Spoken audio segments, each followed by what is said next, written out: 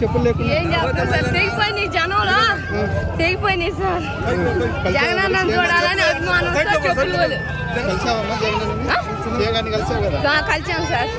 చాలా ఆనందంగా ఉంది సార్, మాకు చాలా ఆనందంగా, చాలా హ్యాపీగా ఉంది సార్. మాకు జగనన్న రావాలి, అమ్మ కూడా వస్తుంది సార్, రైతు భరోసా వస్తుంది. Please subscribe .news.